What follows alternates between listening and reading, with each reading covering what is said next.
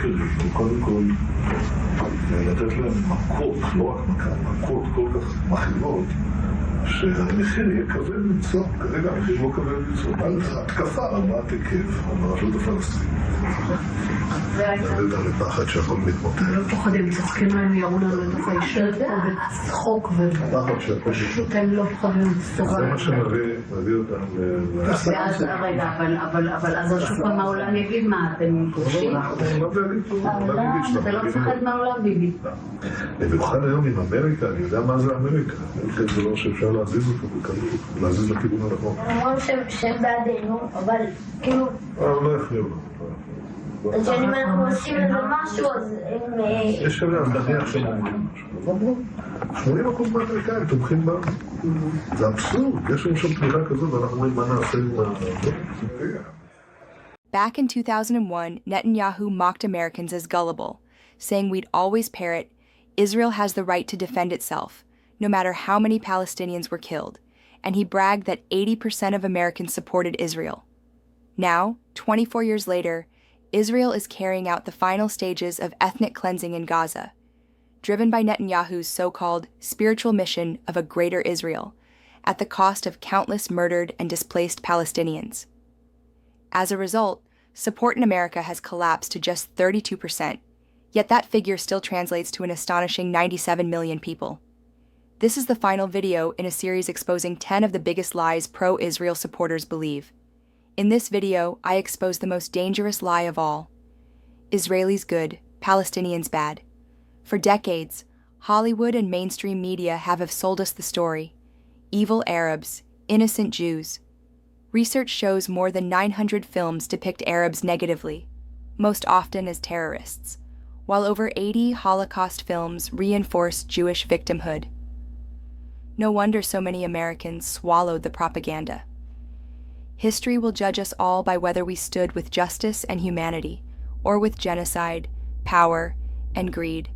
To side with genocide is to betray our very humanity.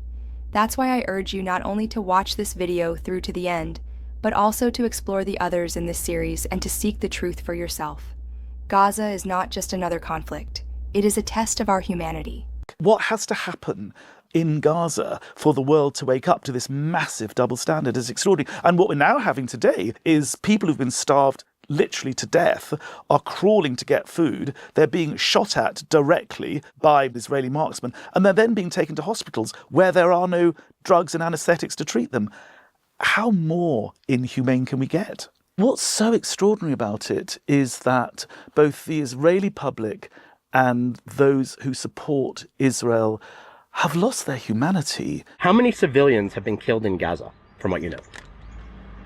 Who gives a shit? Okay, but don't you feel like, for example, children?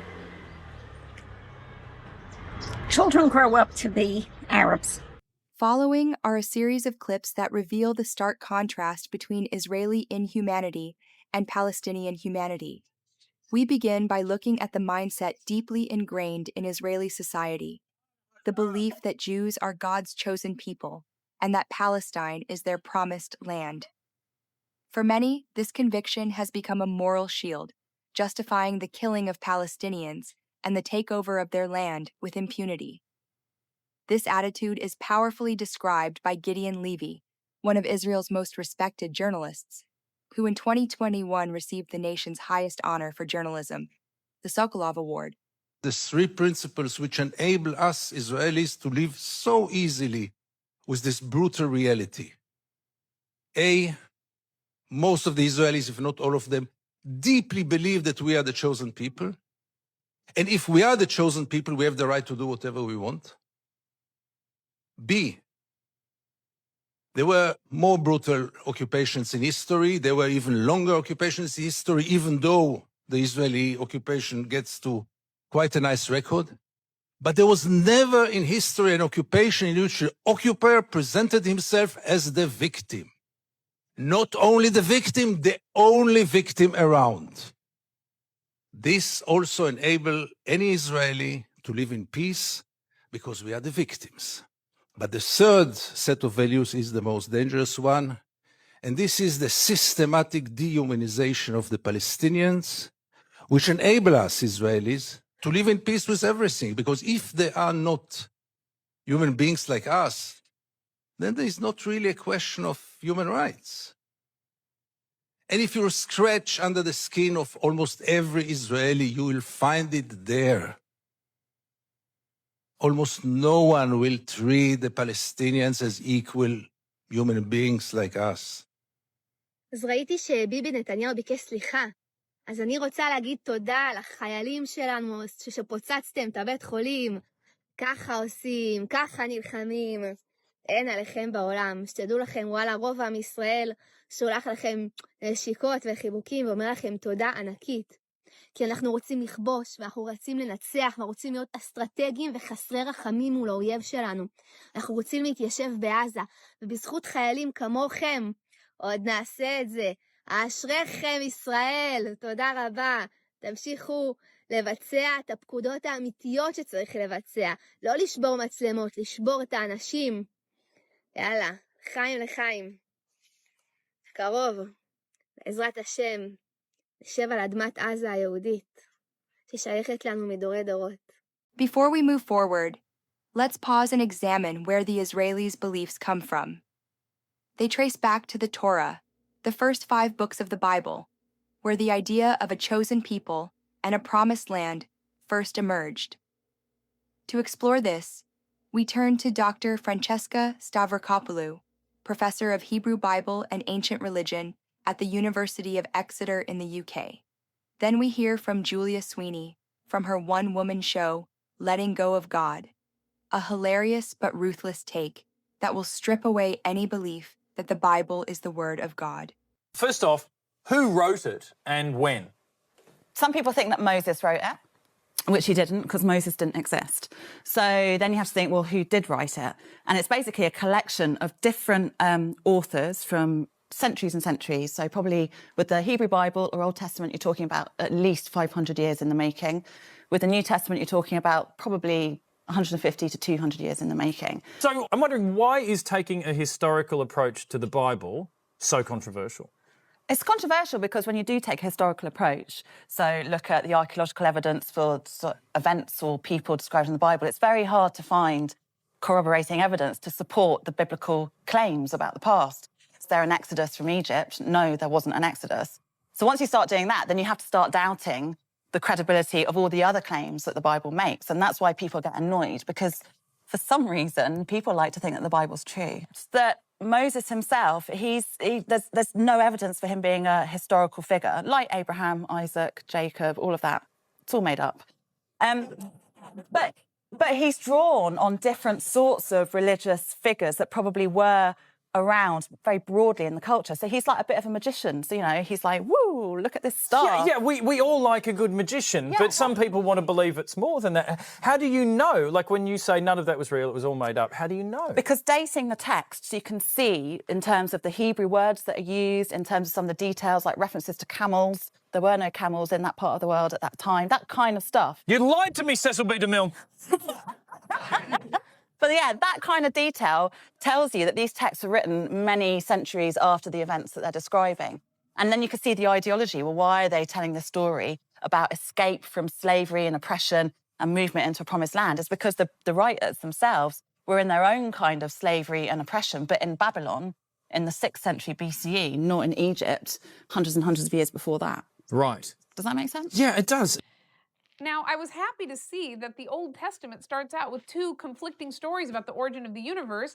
One where Adam and Eve are created at the exact same moment, and then a second creation story right away in chapter 2 where Adam is created first and then Eve is created out of his rib after he gets lonely.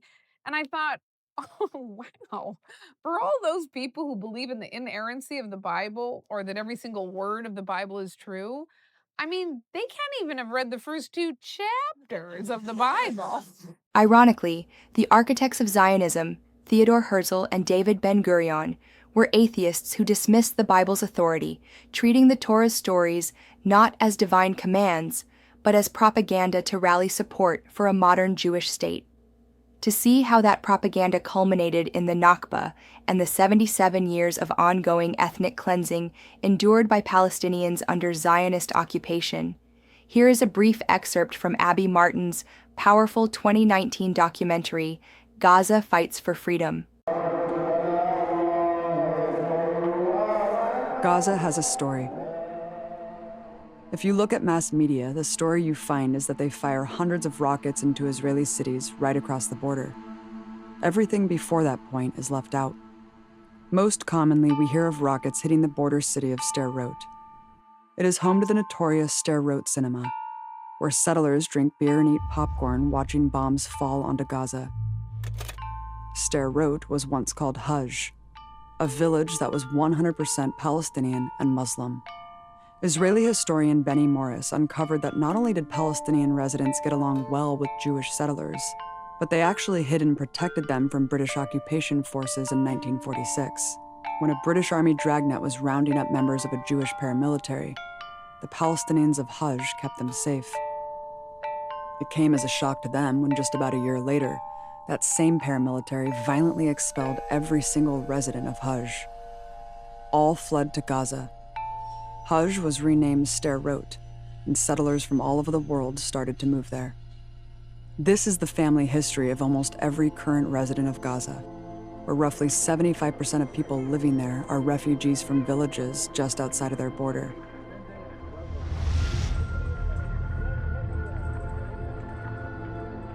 They were among the 500 Arab villages completely depopulated at the barrel of a gun in 1948, in what became known as the Nakba. Those who wouldn't leave their homes were killed. That year, the United Nations issued Resolution 194, which mandated that all of the 750,000 Palestinians made refugees from the Nakba had the right to return to the land they were ethnically cleansed from. From that day forward, Israel has refused, in flagrant violation of international law. Displacement of the indigenous population was always the plan. As founder and first Prime Minister Ben Gurion declared, "We must expel the Arabs and take their places." Just 6 months after Israel's creation, top-secret military orders revealed their policy targeting the movement of civilian Arabs from Gaza. Their mission, put plainly, expulsion of the Arab villagers and denial of their return by demolishing their houses, to gather all the residents and deport them to Gaza, to burn down the villages, and most shockingly, surveying the refugees' way of movement and laying mines in the routes. And in 1954, the Prevention of Infiltration Law was created to punish any refugee trying to return, under which a shoot-to-kill policy was employed, like the one still used today against the Great March protesters. But the story doesn't end there. In a massive military offensive in 1967, they seized the Gaza Strip and West Bank and put them under martial law. Prime Minister at the time, Levi Eshkol, was very open about their depopulation plans for Gaza. One tactic he proposed to get its inhabitants to flee has carried on to this day. He said, "Perhaps if we don't give them enough water, they won't have a choice, because the orchards will yellow and wither." In another camp, a well that normally provided water for 2,000 people soon dried up after being used by 13,000 or more. Some Palestine refugees have lived in camps for 30 years, have raised families in them, who in turn have raised children of their own. 3 generations of refugees. It hardly seems possible. Between then and 2005, Israel established 21 major settlements, taking 20% of Gaza's territory. Just as the West Bank was rapidly disappearing as settlements grew, so too was Gaza. Palestinians in Gaza lived under a legal military occupation and were subject to dozens of military checkpoints, Jewish-only roads, and other forms of violence. Under military rule, all political activity is deemed illegal, including attending a peaceful protest, handing out leaflets, and even raising a Palestinian flag. Palestinians were routinely kicked out of their homes and forced to watch them bulldozed while the military cleared the way for new settlements. Inevitably, massive uprisings by the entire Palestinian population exploded in what became known as the First and Second Intifadas, Whether tactics used were violent or nonviolent, they were smashed with the utmost cruelty and brutality. It was here that the largely symbolic act of throwing stones was widely adopted as an act of resistance, a fitting weapon for a David versus Goliath story.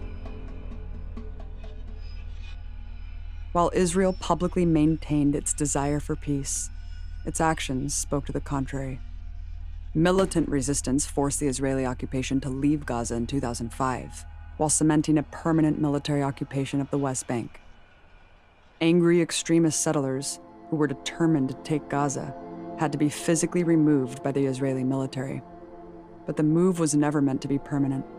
The desire for a greater Israel, swallowing all of Gaza and beyond, is no secret. The next year, Gaza held its first democratic election. Hamas won.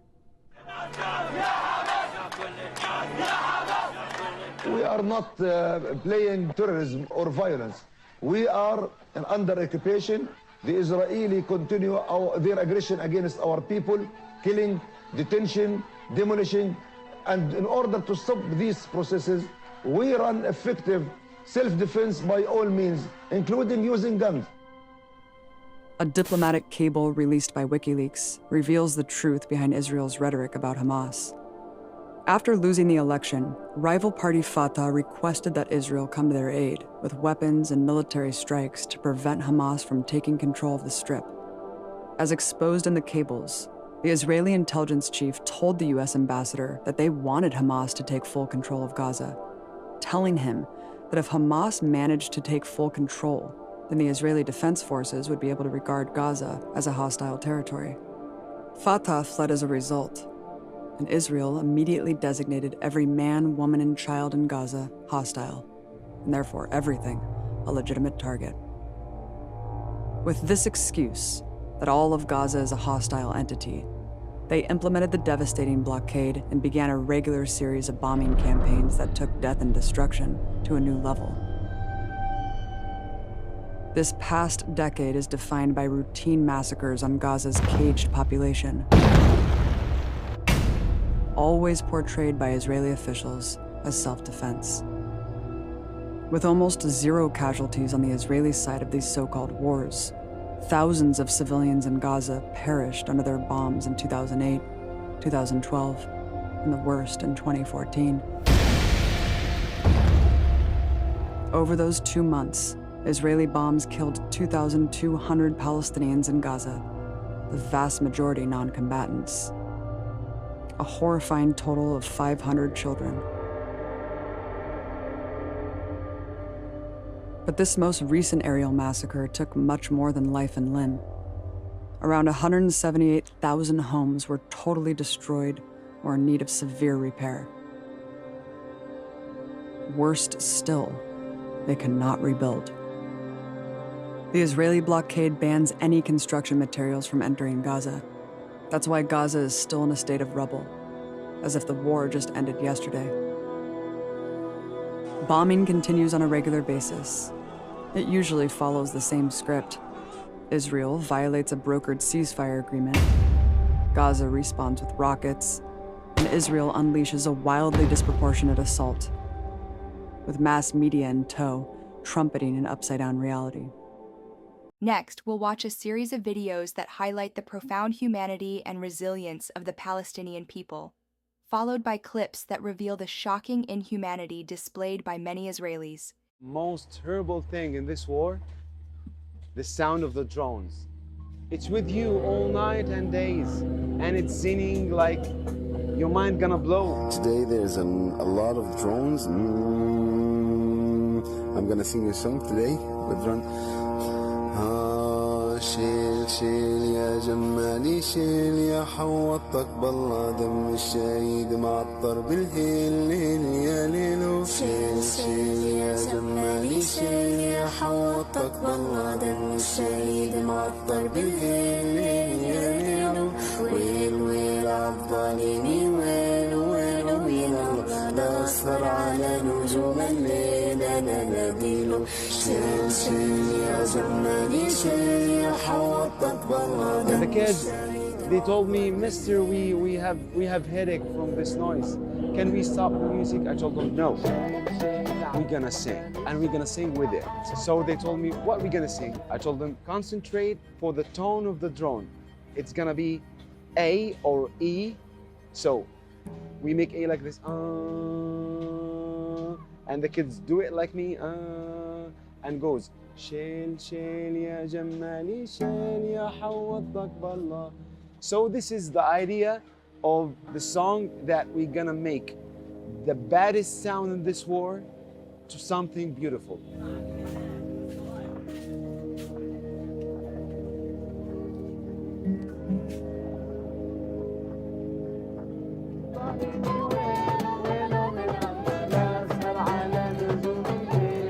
I displaced almost 30 times. I was living in a shelter. My friend bring a guitar and give it to me and told me play. Since the first of the war, I'm not thinking about music. This is the first time that I hold the guitar, and I hold it in the middle of the camp and play the guitar, and all the kids gathering around me. And we sang, we have a very beautiful moment. In these moments, I forget the war. They get me back to normal life. في مرة طفل صغير عم يلعب بالحار عم يفتش عخيطان فيطير طيار. احنا بنحب الأستاذ أحمد عشان نعزف معه ويعني بنستمتع.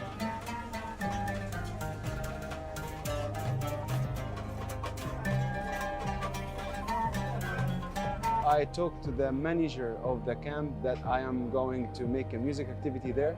And he laughed at me and told me, hey, Ahmed, we need food, we need water. Music doesn't do anything.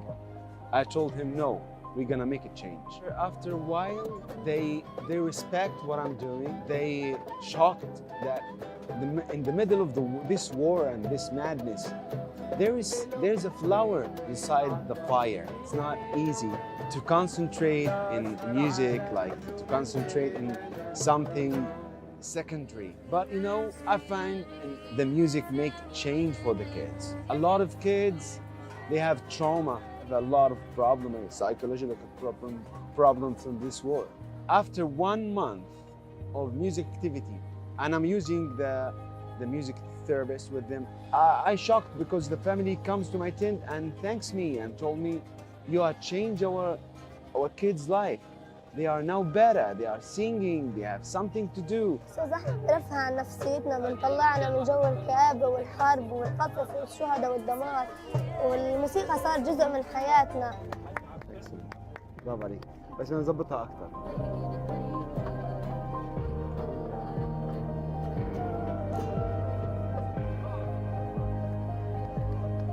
I have a lot of wins in my heart, but I never show anybody that I'm sad. I have to smile. From the kids, when we gather and make music sessions, it's let me forget what I'm suffering because I can see the achievement of what I'm doing, that the kids are happy, their family is happy, and I do something good for my community, especially the kids, because they are innocent. And I think all the people must think about that to help the kids of Gaza.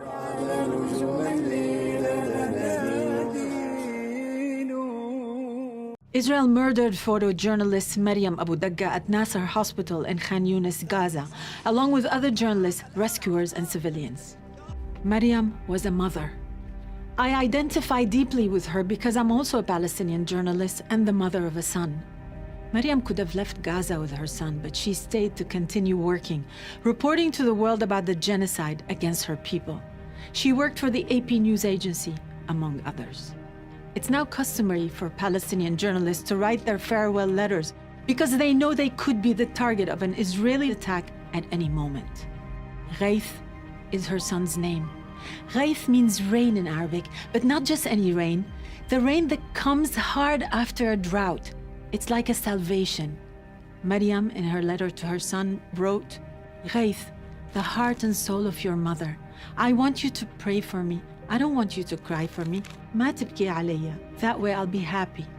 I want you to make me proud and be an excellent student, to be strong and become a well-grounded businessman. I want you not to forget me, my son. I did everything so that you're well, happy, and comfortable. I worked to give you everything you needed.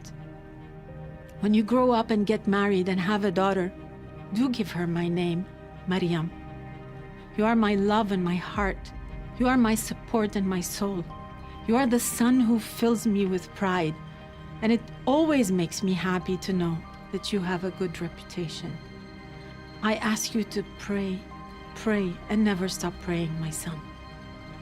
This is how Maryam's letter ends, as it began with prayer. Sometimes it's the only thing left to do in this helplessness. I can imagine how difficult it was for Maryam as a mother to make the decision to risk her life. We female journalists know all too well how that feels. I no longer have words to express the sadness in the face of this injustice. All of this, what do you expect me to do? Fix it? I'm only 10. I can't even do anything anymore. I just want to be a doctor or anything to help my people, but I can't.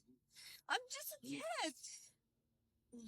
I don't even know what to do. You see all of the kids around me? They're just kids. Why wouldn't you just send a missile to them and kill them? It's not fair. It's not fair.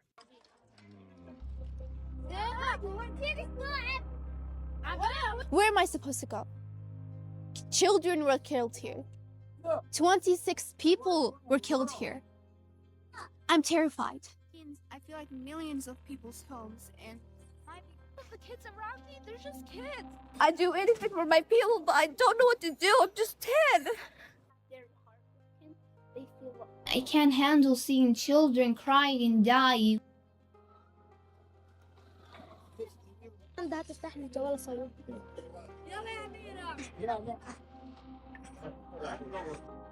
I'm scared, and the thought of me being killed or my other brother being killed just crossing my mind repeatedly. I already lost my older brother. I can't lose my younger brother. I have no one left. No one to look up to. Why can't we live a normal life? Go ahead. Good morning, everyone. As the previous speaker said, it's not about votes, and the genocide is not about numbers or UN resolutions. It's about people, and specifically the people of Gaza. And we should really have a voice from somebody there at this press conference. And I'd like to introduce you to a young lady, and her name is Fatima. And she's absolutely gorgeous. If you can see her there.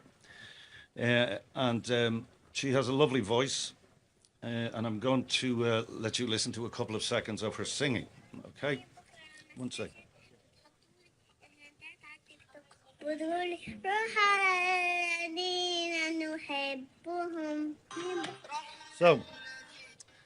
So Fatima is singing that song because she's making arrangements for her own funeral.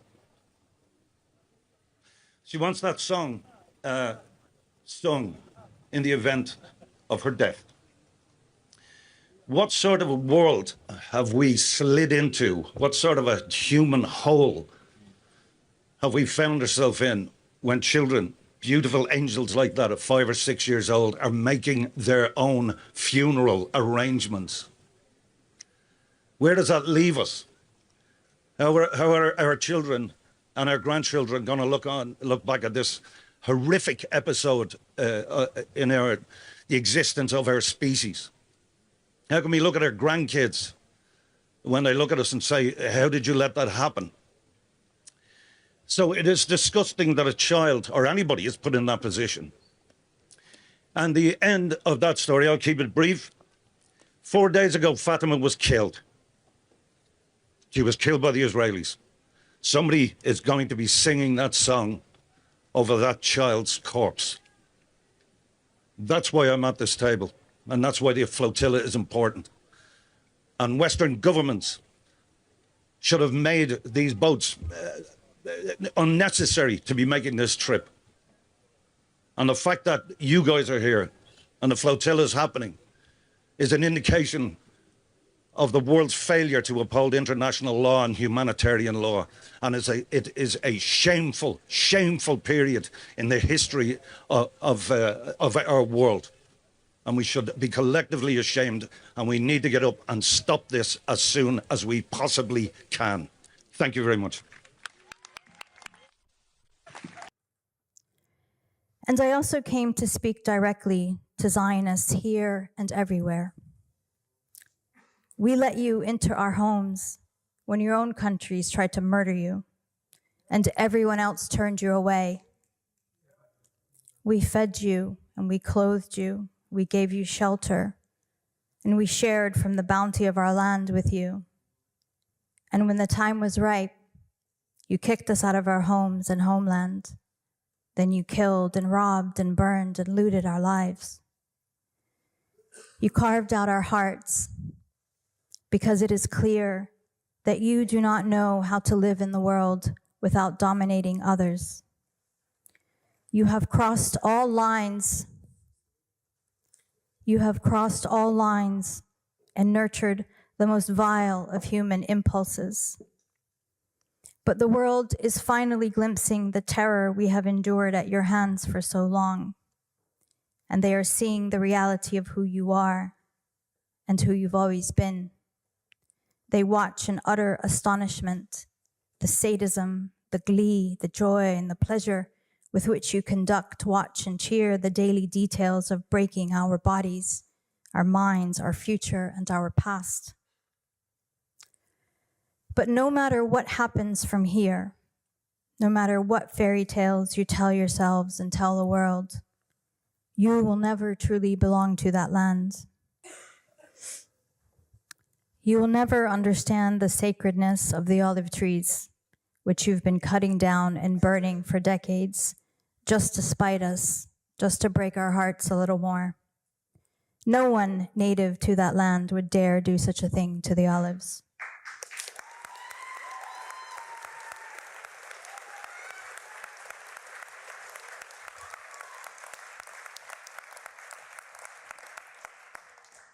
No one who belongs to that region would ever bomb or destroy such ancient heritage as Baalbek or Bittir, or destroy ancient cemeteries as you destroy ours, like the Anglican cemetery in Jerusalem, or the resting place of the ancient Muslim scholars and warriors in Ma'manillah. Those who come from that land do not desecrate the dead. That's why my family, for centuries, were the caretakers of the Jewish cemetery on the Mount of Olives, as labors of faith and care for what we know is part of our ancestry and our story. Your ancestors will always be buried in your actual homelands of Poland, Ukraine, and elsewhere around the world whence you came, and Yemen. The mythos and the folklore of the land will always be alien to you. You will never be literate in the sartorial language of the thobes we wear, which sprang from the land through our foremothers over centuries. Every motif, every design and pattern speaking to the secrets of local lore, flora, birds, rivers, and wildlife. What your real estate agents call in their high-priced listings, quote, old Arab home charm, will always hold in their stones the stories and memories of our ancestors who built them. The ancient paintings and photos of the land will never contain you. You will never know how it feels to be loved and supported by those who have nothing to gain from you and in fact everything to lose. You will never know the feeling of masses all over the world pouring into the streets and stadiums to chant and sing for your freedom.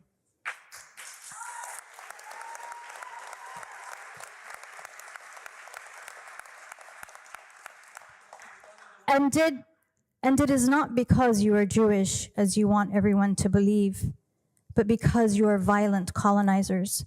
Because you are violent colonizers who think your Jewishness entitles you to the home my grandfather and his brothers built with their own hands on land that had been in our family for centuries.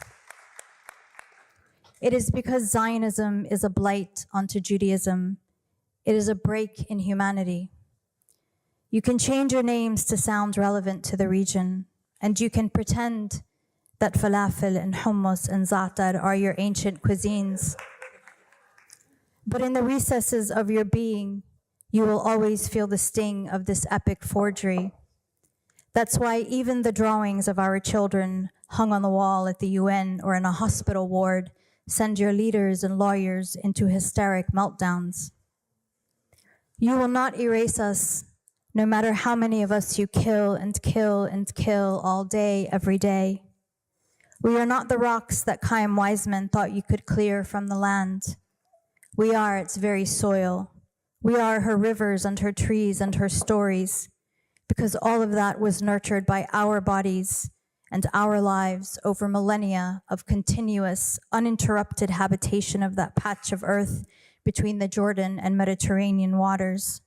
From our Canaanite, our Hebrew, our Philistine, our Phoenician ancestors, to every conqueror or pilgrim who came and went, who married or raped or loved or settled or enslaved or converted between religions or prayed in that land, leaving pieces of themselves in our bodies and our heritage. The fabled, tumultuous stories of the land are quite literally in our DNA. You cannot kill or propagandize that away, no matter what death technology you use or what Hollywood or corporate media arsenals you deploy. Someday, your impunity and your arrogance will end. Palestine will be free. She will be restored to her multi-religious, multi-ethnic, pluralistic glory. We will restore and expand the trains that run from Cairo to Gaza, Jerusalem, Haifa, Tripoli, Beirut, Damascus, Amman, Kuwait, Sana'a, and so on.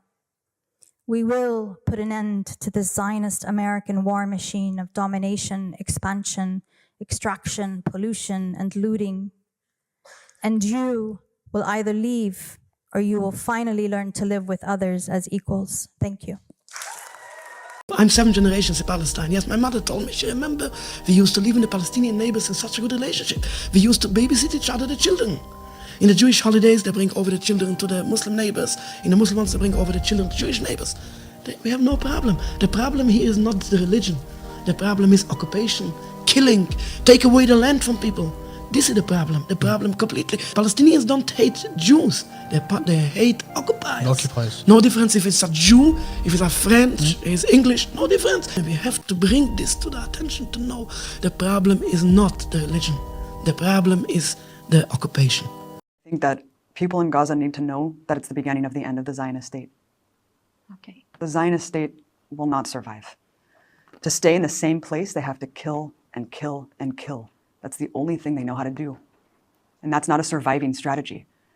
And the more people who wake up, and certainly tens of millions of more people have woken up to the truth, to the barbaric nature of what Zionism is and what Israel really represents, there's no going back for them. So for decades, pro-Palestine advocates have been on the defense to explain why defense of Palestine, why advocacy for Palestinian liberation is not anti-Semitic, why criticizing Israel is not anti-Semitic. That is no longer the case. Zionists are on the defense now, explaining why they support apartheid and genocide. Another point of comparison, although it's actually a point of departure, is the relationship between the genocide and public opinion. Now, the Nazis tried as best they could to hide what they were doing. And in fact, the biggest concentration camps that they built were outside of Germany. And they didn't do them in public places. And even though it was illegal to resist the Nazis, you did have some resistance from people who were fighting against what the Nazis were doing within Germany. In Israel, however, everyone knows what's happening. It's documented by legacy media, it's documented by social media, and yet the vast majority of Israelis think that the government is using either an appropriate amount of force or not enough force against the Palestinians. You even have young people dancing to genocide.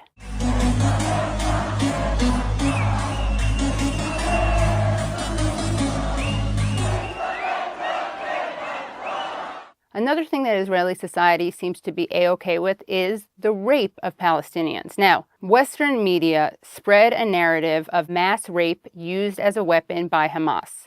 Every single so-called witness to rape on October 7th has backtracked. No media, however, has corrected this. But what has the Western media totally ignored, which, ironically enough, the Israeli media has covered? The rape of Palestinians. There's literal video footage of Israeli soldiers who pick up a Palestinian, raise their shields to hide what they're doing, but are obviously gang raping him. So what happened next? There were protests. Protests against the rape? No. There were protests that have been dubbed right to rape protests. You have people, including members of government, you have soldiers, you have civilians, who protested the punishment of rapists. That's what they were upset about. It really is insane when you think about it. Literally, the entire Western media apparatus devoted itself to talking about rapes for which there is no evidence, and devoted itself to remaining silent about rapes which were documented by Israeli media. One Israeli journalist in a Times of Israel blog post said, "Lebensraum needed for Israel's exploding population." And if that sounds familiar, it may be because Hitler used the word Lebensraum in Mein Kampf to describe what was needed to move the German population eastward. Likewise, Israel is expanding, not just in Palestine, the West Bank, Gaza, but also Syria and Lebanon. And there are calls from up on high, from Israeli officials, for creating a greater Israel. This plan for greater Israel is so frightening that even Moshe Yalon, a former IDF commander, said, על עליונות יהודית, מיין קאמפ במהופך. שערותיי סומרות שאני אומר את זה. We don't do anything illegal. You cannot take us to jail. If you are not involved, please go. Shalom, my friend. We bless you. You're in my country. You come to the United States, you can say whatever you want to say. That is a free world, yes? You're not in the United States. You're in Israel. I understand. You cannot say whatever you want to say here. Yes, you can. It's legal. It is legal to preach about Yeshua. We preach at Damascus Gate. The police said it's okay. We preach at Jaffa Gate. The police say it's okay. Please stop. I respect you, respect me. He doesn't have to respect you. Huh? Doesn't have to respect you. That is the right thing. Are you Jewish? Do you want to honor God? That is the godly thing to do. We respect one another. The godly thing to do is to kill you.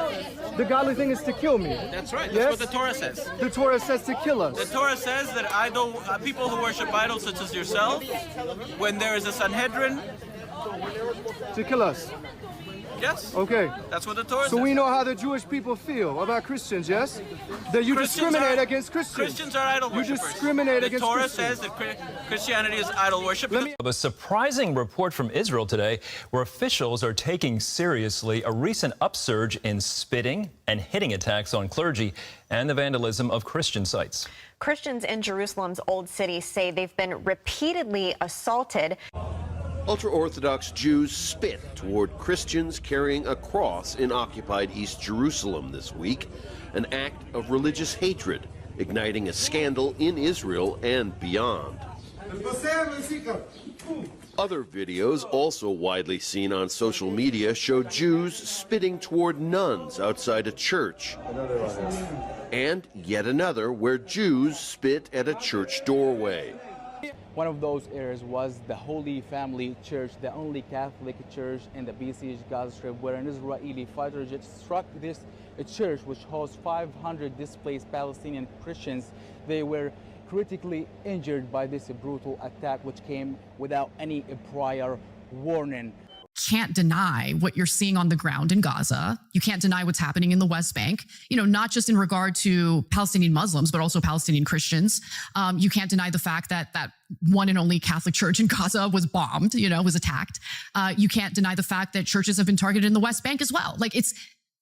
People can lie to us as much as they want, but the videos are out there. How The do you images blow are up out a there. church if you've got munitions, laser-guided munitions that are so sophisticated that they can take out a guy in an SUV from 30,000 feet? How do you blow up a church with a giant cross on top of it? It was just an accident, Tucker. It was But an it's accident. it's not the first church that's No, been blown it's up. not. And it even wasn't an close. accident. It wasn't an accident. But what is the answer? Can anyone get an answer? I know the answer. Israel wants a Jewish state and they want to expand. They have something known as the Greater Israel Project. They intend to annex the whole of the West Bank. In fact, Miriam Adelson legally bribed Donald Trump to ensure that that happens. And Israel announced that that's what they're going to do, and they're doing it. Rabbi Ovadia Yosef. He is the most revered rabbi of the last generation. He holds, again, that the Arabs have to be fought. The non-Jews cannot be left.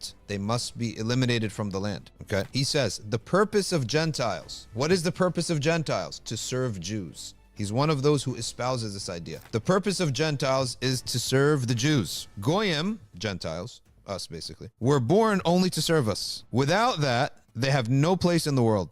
Their sole function of the Gentile in the world is to serve the people of Israel. In Israel, death has no dominion over them. With Gentiles, it will be like any person. They need to die, okay? But does God give them longevity? Why? Imagine that one's donkey dies. What happened? You lost your servant and your wealth, all right? The Gentile is the servant of the Jew, all right? This is why he gets a long life, so he can work for the Jew. Why do we need Gentiles? They work, they plow, they reap, and we will sit like an effendi and eat. That is why Gentiles were created. When did he say this? October 2010. Weekly Saturday night sermon.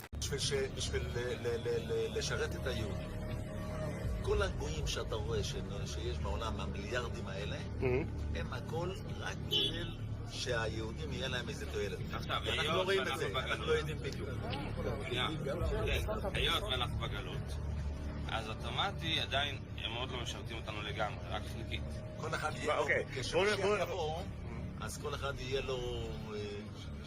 יהיה לו אלפים עבדים, 2,800 עבדים.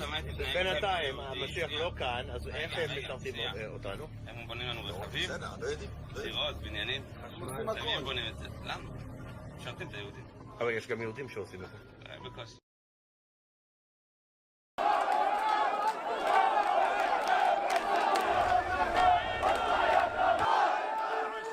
We are devastated that our beloved Saif Allah Musallat, nicknamed Saif, was brutally beaten to death in our family's land by illegal Israeli settlers who were attempting to steal it. Israeli settlers surrounded Saif for over 3 hours as paramedics attempted to reach him, but the mob of settlers blocked the ambulance and paramedics from providing life-saving aid. After the mob of Israeli settlers cleared, hours later, Saif's younger brother rushed to carry him to the ambulance. Saif was killed and died before reaching the hospital.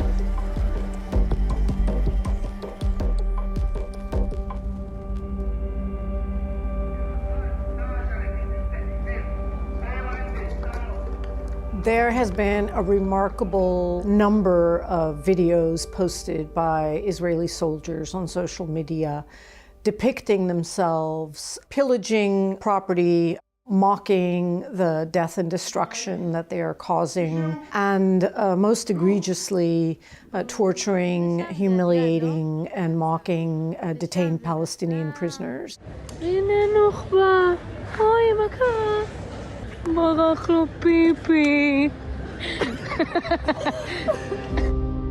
The images of mass arrests, of torture of Palestinians, of numbering their bodies, which is reminiscent of images all of us have seen from Guantanamo and Abu Ghraib. These images are testament to what Palestinians have long been saying, which is that this settler colonial regime is utterly violent. They show the nature through which this genocide is unfolding in the Gaza Strip. They also show the extreme brutality and torture, violence, utter disregard of human life, transforming these violent conducts into a spectacle to be viewed and watched on social media posts. They lack specific intelligence about who actually might be Hamas, and because they lack intelligence, they therefore are rounding up everyone in order to hope to extract information through interrogation. The fact that they've been stripped to their underwear is, a manifestation of cruel, inhumane, and degrading treatment, which is also illegal in addition to torture. The fact that they're photographing these things, it's like trophy shots. What this depicts, I think, very vividly is dehumanization and torture. The idea that somebody can be just like their body is just being attacked, in their most vulnerable position. His hands are bound behind his back. He's lying face down, soldiers stepping on his face. In a sense, it epitomizes torture in general, purposefully harming someone who's in custody. That custodial relationship is a particularly vulnerable one where, the custodians have all the power and the prisoner, who is, in this case, not only on the ground and tied up, but completely powerless. The images are showing us and telling us how central imprisonment or carceral practices are to this settler colonial regime. The torture, humiliation, and degrading conduct against Palestinians is not simply restricted to the Gaza Strip. There are also images and videos that have been circulating from the West Bank. Since October 7th, over 7,000 Palestinians have been detained, which is a number unheard of over the past decade.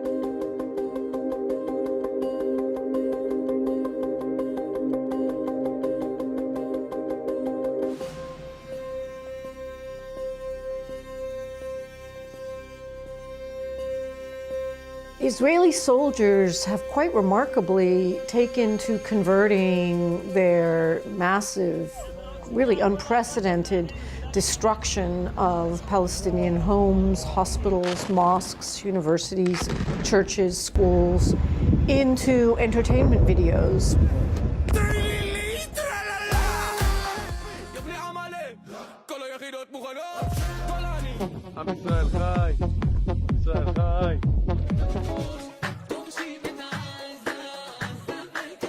There's one video where Israeli soldiers are showing some residential homes that they've set on fire and attached a song.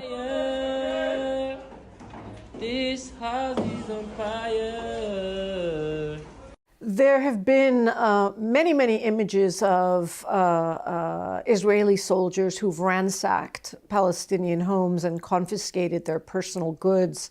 One in particular is the red negligee that appears to be seen in so many Israeli videos where Israeli soldiers are mocking and advertising their very deliberate intrusion of the home of a Palestinian woman, the confiscation of her most intimate apparel, and flaunting that in a way that's definitely intended to be provocative and humiliating. The videos further reinforce a discourse that is coming out of every sector of the Israeli official machinery, where all Palestinians are the enemy. Many officials have said they deserve to be eliminated.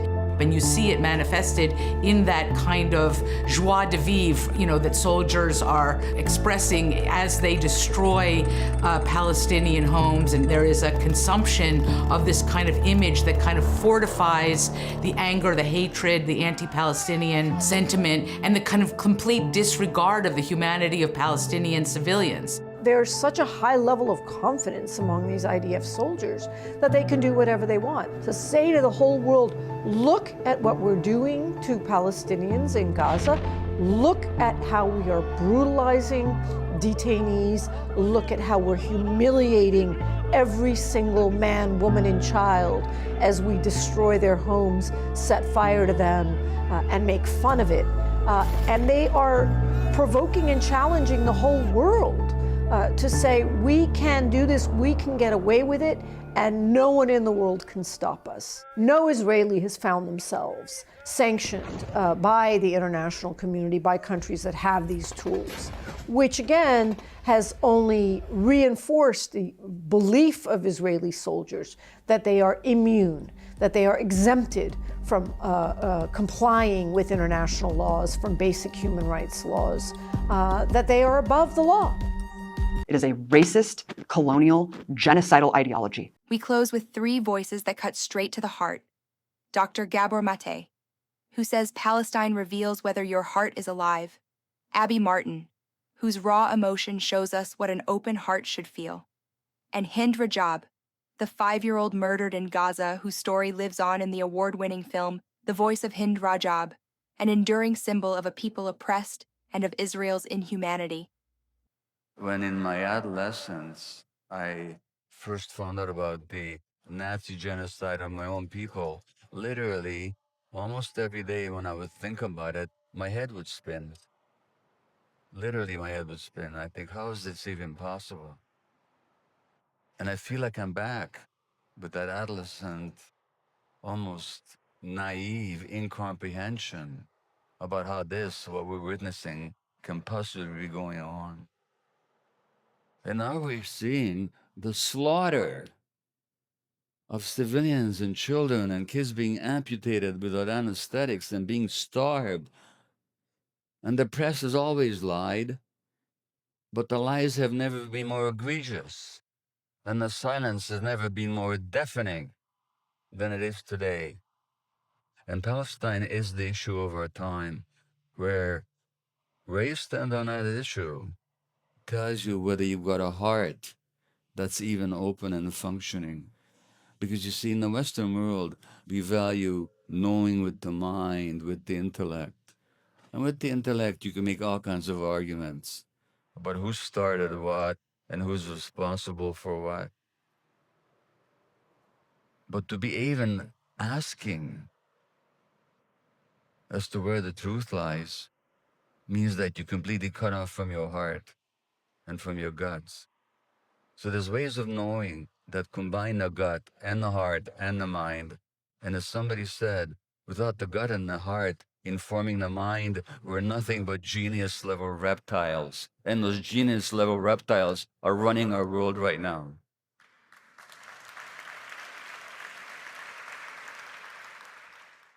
Love life more than Americans will ever understand because they're that close to losing it. Oh, it's so emotional to see what they've been through and to yell from the rooftops, why don't you have empathy? Why? What will it take? What will it take for you to care? How many children have to die? So it's so hard for me, and I'm so emotional about it because it's so raw. My heart is very open and my soul is very, very raw.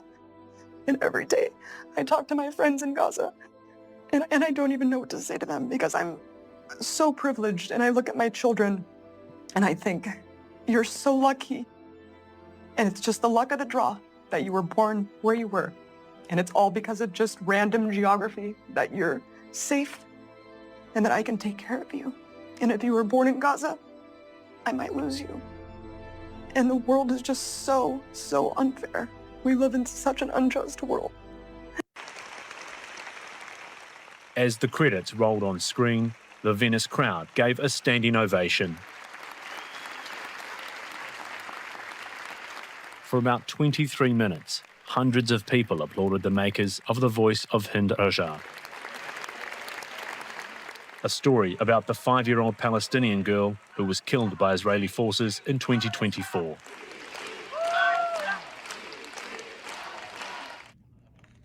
The harrowing true story relives the moment Israeli troops opened fire on the vehicle carrying Hind and her family members.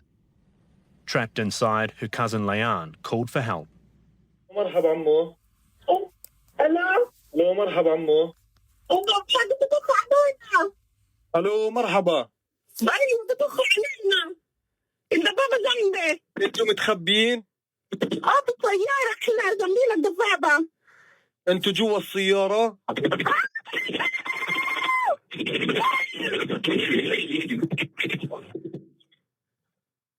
Hello? Hello? Hind survived the initial attack and picked up the call. Her last pleas for help recorded for history to remember Israel's brutal genocide. أجي أخذك.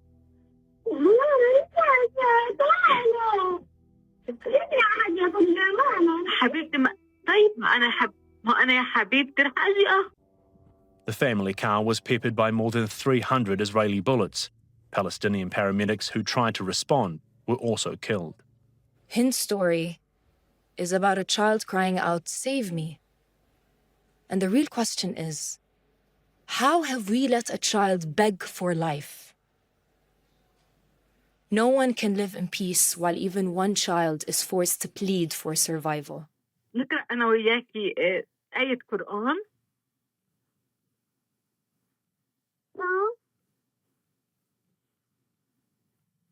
ونقرأ قرآن وأدعي شوي. شو رأيك؟ طيب. نحكي بسم الله الرحمن الرحيم. الحمد لله رب العالمين. الرحمن الرحيم.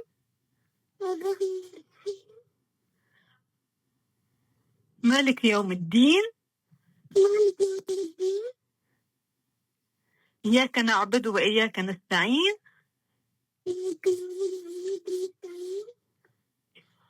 اهدنا الصراط المستقيم. صراط الذين أنعمت عليهم